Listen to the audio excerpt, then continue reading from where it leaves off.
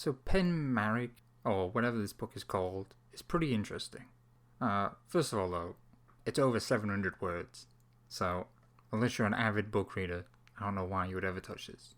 It didn't feel like that long to me, because it's a pretty easy read, I would say, plus I had a place to do it.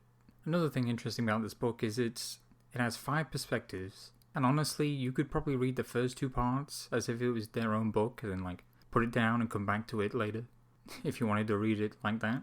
But this book is actually a big allegory for Henry II and Eleanor of Aquitaine, Richard I, King John. So with that in mind, there's a lot of ups and downs because it's based off real events. So if you do know the history, you obviously know basically what's going to happen, but it's cool to see the allegory of it. And if you don't know the history, then you don't have a clue what's going to happen because it's based on real events, and real life has ups and downs and twists and turns. I've been avoiding saying the surname, by the way, the Plantagenets. So yeah, that's the family this book is based on.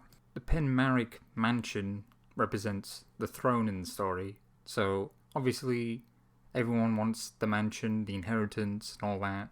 And it's pretty dramatic. That's probably why it got turned into a TV show at one point in, when was it? 1979. Yeah, this book is old. And like I said, the first 2 parts, which are about Mark and Jenna, that's kind of a book in and of itself, a good stopping point. And it's after that where the book really opens up the other 3 perspectives, which are Adrian, Philip, and I think this is pronounced Jan Ives. And for some perspective, Mark's portion takes place in 1890, Jana's is 1890 to 1904, Adrian is 1904 to 1930, Philip is 1914 to 1930, and Jan Ives is 1930 to 1945. So it actually covers both world wars. It's exactly what you would expect from a book over 700 pages. I forget whose the longest is, I think it might be Philip, but the first 2 are the shortest ones. If I had to explain their characters, Mark is basically a huge dickhead. Jenna's I don't know how to explain Jenna. Not without spoiling something anyway. Adrian's a bleeding heart, Philip is stone cold, and Jan Ives is just a bit of a prat, really. And it's all intentional, obviously. It's not the characters are a certain way because the writer didn't intend it. It's how it's intended because it represents their allegorical, historical counterparts. The book's extremely well written, if that's not clear. It can be kind of hard to explain why, because, well, first of all, I haven't read it in a while, and second of all, it's very long. So I don't exactly have quotes in front of me. I just have all the stuff that really stuck with me that I remember from the book. Because honestly, I doubt I'd read the book again, especially since I bought a lot of other books by the author, Susan Howatch. But there are some really great moments, especially character moments, that I won't spoil. But all 5 of the characters are all so different, and also, even though the writing style is pretty similar, the fact that it takes place over so many different years and over the 55-year span, it just has so much potential for new characters and for this to happen, for that to happen, for the character that you already saw the perspective of to be doing this or that. When you get down to it, that's the real draw of this book. I mean, it's a long book, so there should be a reason why, and it's because of the amount of time that progresses in this book. It's the amount of stuff that happens, it's how things change over the years and all that, and how the characters change. Honestly, most of it is pretty sad. There's not that many victories.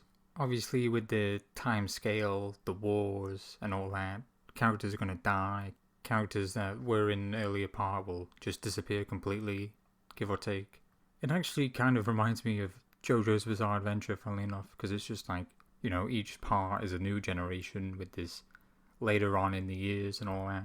I'd say my favourite is probably Adrian, the third one. I'd say that he's probably the one that has the least sad story, but a lot of that is due to the fact that he's a lot more open and a lot more optimistic. For example, he's probably the only male character that really cares about women's rights, for example. It's not as if it's a huge part of his character or anything, but he's just, he hears someone explain it to him and he's like, yeah, that makes sense, equal rights. It just kind of shows what kind of person he is. Adrian's part also takes place when they're like teenagers, so it's probably the most interesting because of how many characters are there, how many of the old characters and new characters are all involved. Because once you start getting to Jan Ives, it's like most of the characters are dead or dying or whatever else. It makes sense since Adrian's part is the middle of the book. Philip's is super interesting. Like there's a lot going on in Philip's part. It's a pretty meaty section of the book. Jan Ives doesn't feel that important. It's more like an epilogue. After Philip's part, it's kind of, I don't want to say underwhelming, but it's like, oh, we're finishing the book, we're concluding stuff, things are stopping. That's the sort of feeling you get reading it. Mark and Jana's are basically one section. In fact, I thought about it after I read it. You could probably start the book with Adrian and then finish the book and then go back to the beginning to read the context of some of the things that are talked about, and like there's a lot more intrigue if you start at Adrian, probably, I would say.